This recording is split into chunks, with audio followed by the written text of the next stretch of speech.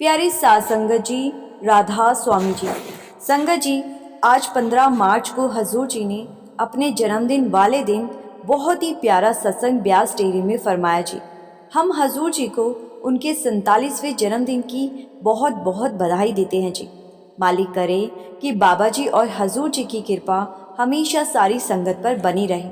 संगत जी, कमेंट में happy birthday हजूर जी लिखना मत भूलिए जी। आइए अब हम सुनते हैं कि आज ब्यास में हजूर जी ने सत्संग में क्या फरमाया। हजूर जी बाबा जी के साथ आज ठीक सुबह 9:24 पर स्टेज पर पधारे जी। बाबा जी और हजूर जी ने सारी संगत पर दृष्टि डाली और इसके बाद 9:30 पर हजूर जी ने सत्संग की शुरुआत की। आज के सत्संग में हजूर जी ने तीसरी पातशाही की बानी जगजीवन साचा एको दाता पर करीब 1 घंटे और 10 मिनट का सत्संग फरमाया जी। हजूर जी ने बड़ी ही सरल, सहज और समझ आने वाली भाषा में उस मूल सत्य को दोबारा सामने रखा जो हर धर्म, हर युग की बानी में बार बार सुनाई देता है। हजूर जी ने फरमाया कि ये कोई नई बात या पहली बार सुनी हुई बात नहीं है कि इस सृष्टि का मालिक केवल एक ही है। दुनिया के हर धर्म और हर पवित्र ग्रंथ ने इस सच्चाई को स्वीकार किया है और बार बार दोहराया है। जितने भी संत महात्मा हमारे बीच आए, किसी ने भी ये नहीं कहा कि मालिक एक से ज़्यादा है। बानी में भी यही संदेश मिलता है, सबना जियादा एको दाता सो मैं बिसर ना जाए। अर्थात ये है कि इस पूरी सृष्टि में जितने भी जीव हैं, उन सबको जीवन देने वाला वही एक दाता है। इसीलिए मनुष्य को चाहिए कि वो उस मालिक को कभी अपने दिल से भुलाए नहीं। जब इंसान के भीतर उस परमात्मा का स्मरण बना रहता है, तब उसका जीवन सच्चे रास्ते पर टिक सकता है और वही सही दिशा में आगे बढ़ता है। हजूर जी ने आगे ये भी बताया कि यही विचार केवल एक धर्म तक सीमित नहीं है। ईसाई धर्म की बात करते हुए हजूर जी फरमाते हैं कि बाइबल में भी इसी सत्य को व्यक्त किया गया है, Lord our God, the Lord is one. फिर हजूर जी ने मुस्लिम धर्म की बात करते हुए फरमाया, मुसलमान उसी मालिक को रब उल आलमीन कहते हैं, अर्थात वो पालनहार जो पूरी सृष्टि की देखभाल करता है। हिंदू उसे ब्रह्मा या परमात्मा के रूप में स्मरण करते हैं और ईसाई उसे गॉड कहकर पुकारते हैं। हजूर जी आगे फरमाते हैं कि इंसान ने अपनी समझ के अनुसार मालिक को एक नाम दे दिया, लेकिन सच तो ये है कि मालिक किसी लफ्ज़ों के दायरे में बंधा हुआ नहीं है। एक ही शक्ति इस पूरी सृष्टि को चला रही है और उसी को मालिक कहा गया है। हजूर जी ने आगे इसे और भी स्पष्ट करते हुए फरमाया और एक ही अच्छे सुधारण और सरल तरीके से समझाया। उन्होंने कहा कि जैसे किसी घर को व्यवस्थित रूप से चलाने के लिए एक मुखिया होता है और किसी देश को संभालने के लिए एक प्रधानमंत्री होता है, उसी प्रकार इस पूरे ब्रह्मांड का संचालन भी एक ही सर्वोच्च शक्ति कर रही है। वही शक्ति इस संसार को चला रही है, उसे संभाल रही है और हर प्राणी का पालन कर रही है। आगे हजूर जी ने फरमाते हुए समझाया, कहा कि इस संसार में जो जन्म लेता है वो उसी एक मालिक की बनाई हुई रचना है। मालिक ने सभी को एक समान माना है, लेकिन मनुष्य ने अपने स्वार्थ, मोह और माया के कारण खुद ही अलग अलग पहचानें बना ली है। हजूर जी आगे फरमाते हुए समझाते हैं कि जब हम छोटे होते हैं तो हमें एक नाम दे दिया जाता है। फिर जैसे जैसे हम जीवन में आगे बढ़ते हैं, पढ़ाई, काम धंधे और समाज में प्रवेश करते हैं, हमारे नाम के साथ कई नई पहचानें जुड़ती जाती हैं। धीरे धीरे समाज, जाति, पेशा और दूसरे भेदभाव हमें कई छोटे छोटे हिस्सों में बांट देते हैं। इतना ही नहीं, इंसान ने तो उस निराकार परमात्मा को भी अपनी समझ के अनुसार अलग अलग रूपों में बांधने की कोशिश की है। किसी ने उसे एक नाम दिया तो कोई दूसरे नाम से पुकारने लगा, जबकि सच्चाई ये है कि उस मालिक की वास्तविकता को लफ्ज़ों में पूरी तरह व्यक्त करना ही संभव नहीं है। कोई कहता है कि मेरा खुदा सबसे बड़ा है, कोई कहता है कि गॉड सबसे महान है। लेकिन अफसोस की बात यह है कि जिस धर्म का उद्देश्य इंसान को एक दूसरे से जोड़ना था, आज उसी धर्म के नाम पर सबसे ज़्यादा हिंसा हो रही है। शायद ही कोई दूसरा कारण रहा हो जिसने इंसानियत को इतनी गहरी नफरत और संघर्ष में डाला हो, जितना कि धर्म के नाम पर हुए झगड़ों ने किया है। हजूर जी आगे फरमाते हैं, इस विषय को और अधिक स्पष्ट करने के लिए हजूर जी ने संत कबीर साहिब की अमर बानी का उदाहरण दिया जी। कबीर साहिब कहते हैं, हिंदू कहे मेरा राम प्यारा, तुर्क कहे रहमान, आपस में दो लड़ मरे, कोई न करे पहचान। हजूर जी ने आगे फरमाते हुए समझाया, इन पंक्तियों में एक बहुत गहरी सच्चाई छिपी हुई है। आज तक इंसान उस परम सत्ता को वास्तव में पहचान ही नहीं पाया। हर कोई अपने अपने तरीके से उसे पुकारता है और उसे अपने नामों तथा परंपराओं में सीमित कर देता है, लेकिन उसकी असली पहचान तक बहुत कम लोग पहुंच पाते हैं। आगे हजूर जी फरमाते हैं, हजूर जी ने बहुत ही स्पष्ट शब्दों में फरमाया कि जब तक हमारी दृष्टि में इंसान के बीच भेदभाव रहेगा, तब तक उस परमात्मा की पहचान भी हमारे लिए अधूरी ही रहेगी। उस मालिक का अनुभव तभी संभव है जब हम हर व्यक्ति को समान दृष्टि से देखने लगें। अगर हमारे मन में किसी के प्रति ऊंच नीच, भेदभाव या अलगाव की भावना मौजूद है, तो इसका अर्थ है कि हम अभी भी उस सच्चाई से बहुत दूर हैं। मालिक की नज़र में कोई छोटा या बड़ा नहीं होता, ना ही कोई अपना और पराया होता है। इस बात को समझाने के लिए हजूर जी ने एक बहुत ही सहज उदाहरण दिया जी। हजूर जी फरमाते हैं कि जैसे एक ही बिजली से असंख्य प्रकार के उपकरण चलते हैं, कोई पंखा बनकर हवा देता है, कोई बल्ब बनकर रोशनी देता है, कोई मशीन बनकर अलग अलग काम करता है। हर उपकरण का रूप और काम अलग अलग होता है, लेकिन उन सब को चलाने वाला एक ही शक्ति, एक ही स्रोत होता है।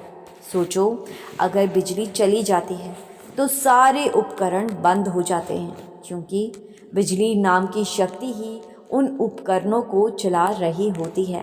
बिल्कुल इसी तरह मालिक भी एक शक्ति है जो इस सृष्टि के हर जीव को चला रही है। मालिक एक ही है, लेकिन उसकी रचना हमें अनगिनत रूपों और रंगों में दिखाई देती है।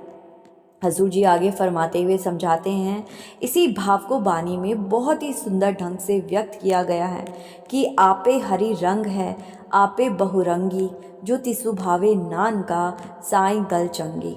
हजूर जी ने आगे फरमाते हुए समझाया कि असल में मालिक तो एक ही है और उसी एक से ये धुन, ये ज्योति और ये सारा प्रकाश प्रकट हुआ है।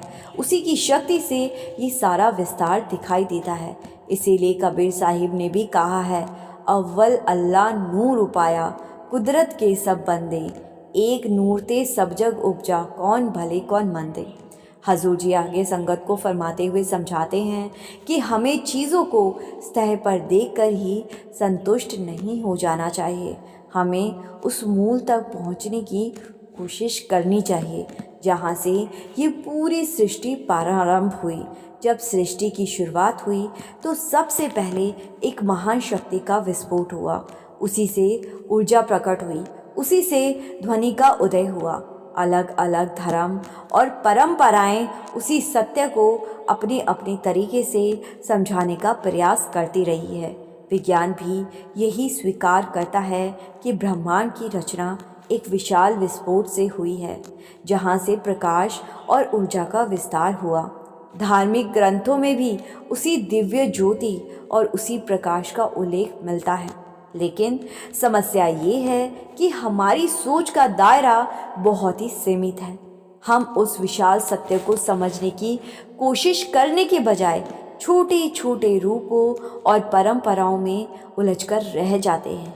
हम मंदिरों में जाते हैं, वहाँ दीपक जलाते हैं और शंख बजाते हैं। मस्जिदों में अजान की आवाज़ें गूंजती है, गुरुद्वारों में गुरु ग्रंथ साहिब का प्रकाश किया जाता है। चर्च में मोमबत्तियां जलाई जाती है और घंटियां बजाई जाती है। इन सब का मूल भाव तो एक ही है, उस परम शक्ति की याद और उसकी उपस्थिति का स्मरण।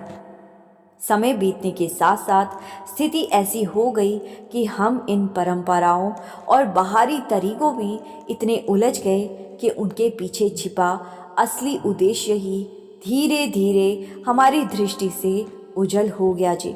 इसके बाद हजूर जी ने आगे बड़ी ही करुणा और सच्चाई के साथ एक ऐसी बात कही जी, ऐसी बात संगत के सामने रखी जिस पर वास्तव में हम में से बहुत कम लोग दिल से विचार करते हैं।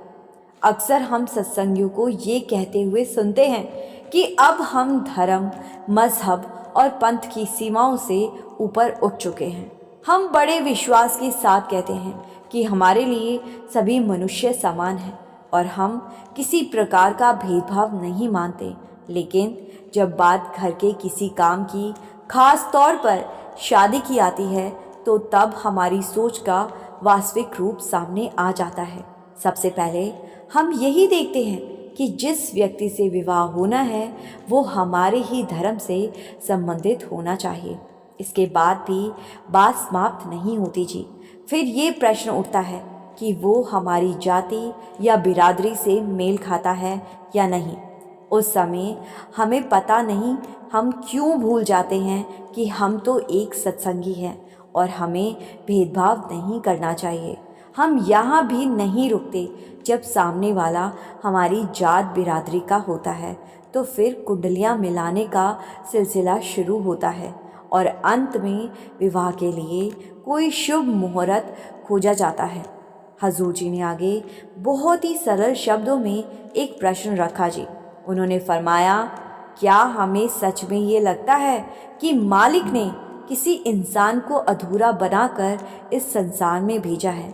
क्या हमें ये विश्वास है कि उसने किसी समय को अशुभ भी बनाया होगा? आगे हजूर जी ने फरमाया कि जो लोग कुंडलियों के आधार पर विवाह करते हैं, जात बिरादरी देखकर शादी करते हैं, तो क्या उनके जीवन में कभी दुख नहीं आते? क्या उनके बीच कभी मतभेद नहीं होते?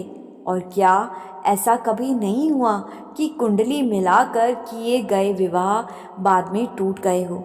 असल में हमें सबसे पहले ये देखना चाहिए कि सामने वाला व्यक्ति एक इंसान के रूप में कैसा है, उसका स्वभाव कैसा है, उसकी सोच कैसी है, उसका चरित्र कैसा है। यही बातें किसी भी रिश्ते की सच्ची नींव होती है।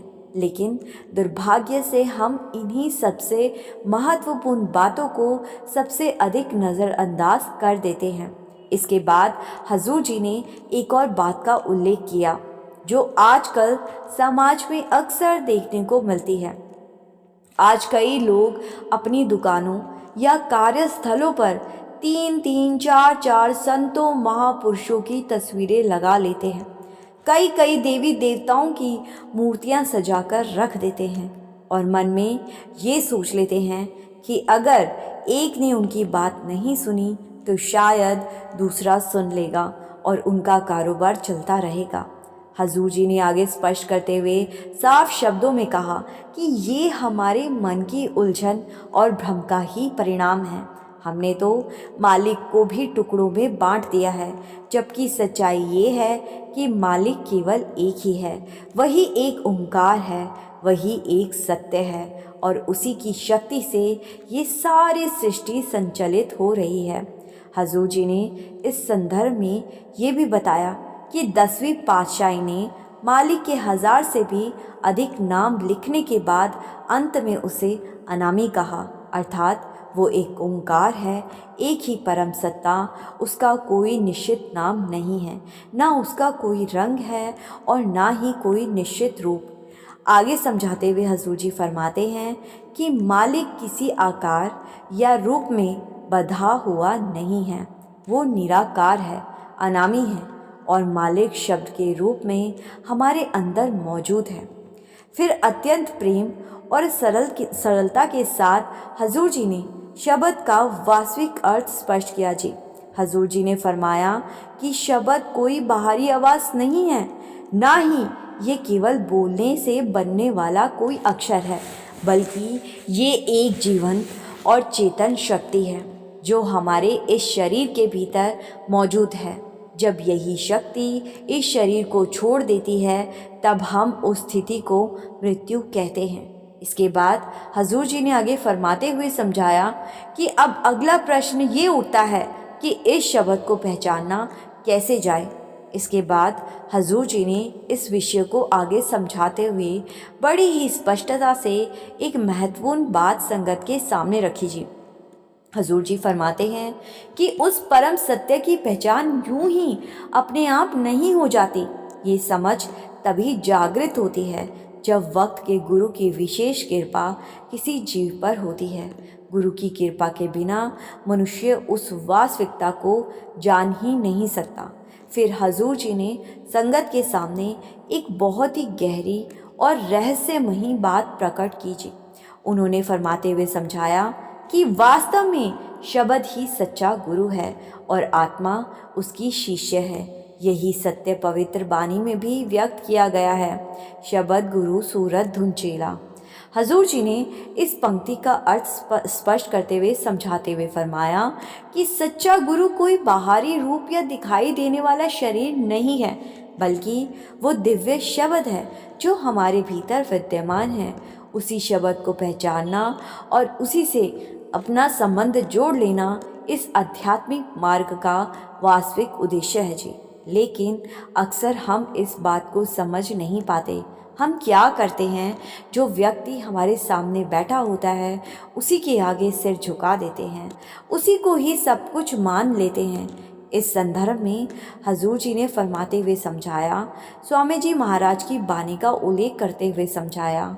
उन्होंने बताया कि स्वामी जी ने कहा था, गुरु मुँहे अपना रूप दिखाओ।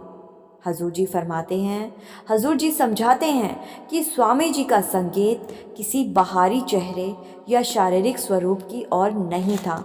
उनका आशय उस आंतरिक अनुभव से था जो साधना, भजन और सिमरन के माध्यम से भीतर प्रकट होता है। वो दर्शन बाहर देखने से नहीं मिलता, बल्कि अंतर में प्रकट होता है। आगे हजूर जी फरमाते हैं, उन्होंने आगे ये भी बताया कि अपनी व्यक्तिगत कोशिशों के बल पर हम सीधे उस शब्द रूपी गुरु तक नहीं पहुंच सकते। इसके लिए हमें एक मार्गदर्शक की आवश्यकता होती है, एक ऐसे बाहरी गुरु की जो हमें दिशा दिखाए, क्योंकि वही बाहरी गुरु हमें उस रास्ते की पहचान कराता है जो अतः हमें हमारे भीतर स्थित उस आंतरिक गुरु शब्द तक पहुंचा देता है। बिना गुरु के हम इस मार्ग पर नहीं चल सकते। इस बात को स्पष्ट करने के लिए हजूर जी ने एक बहुत ही सरल उदाहरण दिया जी। हजूर जी फरमाते हैं कि मान लो हम किसी ऐसे शहर में पहुंचते हैं जहां हम पहले कभी नहीं गए और उस अनजानी जगह को समझने और सही रास्ता पाने के लिए हमें एक गाइड की आवश्यकता पड़ती है। फिर वही गाइड हमें सही मार्ग बताता है और हमें मंजिल तक पहुंचने में हमारी सहायता करता है। इसी प्रकार आध्यात्मिक मार्ग भी हमारे लिए एक नई और अनदेखी दुनिया जैसा है। इस मार्ग पर गुरु ही वो मार्गदर्शक होता है जो हमें सही दिशा दिखाता है, शब्द की पहचान करवाता है और धीरे धीरे उस सत्य की ओर आगे बढ़ाता है। इसके साथ ही हजूर जी ने आगे ये भी फरमाया कि हमें ये जानना चाहिए कि सच्चे संत की पहचान क्या होती है। उन्होंने आगे फरमाते हुए समझाया कि सच्चा संत वही है जो केवल शब्द का संदेश देता है। वो किसी धर्म, जाति, पंथ या किसी भी प्रकार के भेदभाव में नहीं उलझता। उसकी दृष्टि में हर इंसान समान होता है और वो सभी को एक ही नज़र से देखता है। यही किसी सच्चे संत और वास्तविक मार्गदर्शक की असली पहचान है। इसके बाद हजूर जी ने संगत का ध्यान एक और अत्यंत महत्वपूर्ण सत्य की ओर दिलाया जी। हजूर जी फरमाते हैं कि सबसे पहले हमें ये समझ लेना चाहिए कि ये मानव शरीर कोई साधारण वस्तु नहीं है। उन्होंने आगे फरमाते हुए समझाया कि शरीर भीतर से एक अमृतसर के समान है, एक ऐसा दिव्य सरोवर जिसमें सत्य का अमृत भरा हुआ है। इसीलिए अपने इस शरीर को कभी तुच्छ या साधारण मत समझो। हजूर जी आगे फरमाते हैं कि यही वो स्थान है जहाँ जीवित परमात्मा का निवास है, यही उसका वास्तविक मंदिर है। हजूर जी ने आगे ये भी समझाया कि बाइबल में भी इसी सत्य की ओर संकेत किया गया है। वहाँ लिखा हुआ है कि we are the living temple of God, अर्थात परमात्मा का असली मंदिर कोई पत्थर या ईंटों से बनी इमारत नहीं है, बल्कि ये जीवित मानव शरीर ही उसका सच्चा निवास स्थान है। आगे हजूर जी फरमाते हुए समझाते हैं कि यही वो पवित्र सरोवर है जिसमें संत महापुरुष हमें नाम के जल में स्नान कराने का प्रयास कराते हैं। वो चाहते हैं कि हम अपने भीतर मौजूद इस अमृत से जुड़े और अपनी आत्मा को शुद्ध करें। इसीलिए संत बार बार हमें याद दिलाते हैं कि मनुष्य जन्म अत्यंत दुर्लभ और अनमोल है। ये जीवन हमें यूं ही नहीं मिल गया, असंख्य योनियों में भटकने के बाद ये अवसर प्राप्त होता है। कभी हम कीड़े मकोड़ों के रूप में रहे, कभी पेड़ पौधों के रूप में जीवन बिताया, कभी पक्षियों के शरीर में जन्म लिया और कभी अन्य जीवों के रूप में इस संसार में आए। इन अनगिनत जन्मों की लंबी यात्रा के बाद कहीं जाकर हमें ये दुर्लभ मानव शरीर प्राप्त हुआ है, और यही वो अवसर है जिसमें इंसान उस परम सत्य को पहचान सकता है और अपने असली घर की ओर लौट सकता है। 84 लाख जूनियों का अर्थ ये भी समझाया गया कि यदि एक जूनी में केवल एक वर्ष भी बिताया जाए तो भी लगभग 84 लाख वर्षों के बाद ये मानव जन्म मिलता है। इतने लंबे समय में तो कई युग बदल जाते हैं। हजूर जी ने आगे फरमाया कि जरा 84 लाख वर्षों की अवधि के बारे में सोचकर तो देखो, ये कितना विशाल समय है कि हम उसकी पूरी कल्पना भी नहीं कर सकते। वाणी में भी कहा गया है, लख 84 जूनी सभाई मानुष को प्रबुद्धि बढ़ियाई, अर्थात असंख्य जन्मों के बाद ही मनुष्य शरीर प्राप्त होता है ताकि हम प्रभु की भक्ति कर सके और उसकी महिमा का गुणगान कर सके। लेकिन दुख की बात यह है कि हम इस अमूल्य जीवन को व्यर्थ करने में लगे हुए हैं। इसके बाद हजूर जी ने बड़े ही गहरे भाव से एक महत्वपूर्ण बात समझाई जी। हजूर जी फरमाते हैं कि आज मनुष्य ने विज्ञान की सहायता से उन सीमाओं को भी पार कर लिया जिन्हें कभी असंभव माना जाता था। मनुष्य आकाश की ऊंचाइयों तक पहुंच गया है, समुद्र की अथाह गहराइयों में उतर चुका है और यहाँ तक कि तारों और ग्रहों के बीच की दूरियों को भी मापने लगा है। लेकिन इन सारी उपलब्धियों के बावजूद एक बहुत बड़ी विडंबना ये है कि उसने अभी तक अपने भीतर झांककर देखने की कोशिश ही नहीं की। उसने अपनी आत्मा की उड़ान भरने का प्रयास ही नहीं किया। बाहरी दुनिया की खोज में वो बहुत आगे निकल गया, पर अपने भीतर की यात्रा करना भूल गया। आगे हजूर जी ने फरमाते हुए समझाया कि जिस प्रकार जानवर केवल अपनी प्रतिक्रिया के आधार पर जीवन जीते हैं, आज मनुष्य का व्यवहार भी कई बार वैसा ही होता जा रहा है। हमारे भीतर भी क्रोध, उत्तेजना और अशांति भरी पड़ी हुई है। हजूर जी आगे फरमाते हुए समझाते हैं कि मालिक ने हमें विवेक दिया है, विवेक की ताकत दी है ताकि हम सही और गलत के बीच अंतर समझ सकें। लेकिन दुर्भाग्य ये है कि हम उसी विवेक शक्ति का सही उपयोग करने के बजाय उसका दुरुपयोग कर रहे हैं। इसके बाद हजूर जी ने बड़ी स्पष्टता से बताया कि वास्तव में मनुष्य को 5 बड़े विकारों ने जकड़ रखा है: काम, क्रोध, लोभ, मोह और अहंकार। यही वो बुरी शक्तियां हैं जो इंसान को भीतर से कमज़ोर कर देती है और उसे आध्यात्मिक मार्ग से दूर ले जाती है। हजूर जी ने आगे फरमाते हुए समझाया कि इस वर्तमान युग में एक और विकार चुपचाप हमारे जीवन का हिस्सा बन गया है, और वो है मोबाइल फ़ोन। उन्होंने फरमाते हुए समझाया कि हम भजन सिमरन के लिए समय निकालने में अक्सर टाल मटोल करते रहते हैं, लेकिन मोबाइल फ़ोन पर घंटों बिताना हमें बिल्कुल भारी नहीं लगता। सुबह जैसे ही हमारी आंख खुलती है, सबसे पहले मोबाइल हाथ में आ जाता है, और रात को सोने से पहले भी आखिरी चीज़ वही होती है जो हम देखते हैं। क्या यही समय हम भजन और सिमरन के लिए नहीं निकाल सकते? उन्होंने आगे फरमाते हुए समझाया कि आज की स्थिति ऐसी हो गई है कि यदि किसी दिन मोबाइल हमारे हाथ में ना आए तो मन बेचैन होने लगता है, एक प्रकार की घबराहट महसूस होने लगती है, और ऐसा लगता है कि जैसे दिल की धड़कन तक तेज हो गई हो। आगे हजूर जी फरमाते हुए समझाते हैं कि आजकल लोग ये भी कह देते हैं कि भजन सिमरन करते समय उनका ध्यान ही नहीं लगता। इस पर हजूर जी ने आगे फरमाते हुए समझाया, साधना करते समय ध्यान को कहाँ केंद्रित करना चाहिए। उन्होंने फरमाया कि साधक को अपना ध्यान तीसरे नेत्र अर्थात दोनों बाहों के मध्य वाले स्थान पर स्थिर करने का अभ्यास करना चाहिए। जब मनुष्य अभ्यास करते करते अपने ध्यान को उस स्थान पर टिकाना सीख जाता है, तब धीरे धीरे उसके भीतर दिव्य प्रकाश का अनुभव होने लगता है।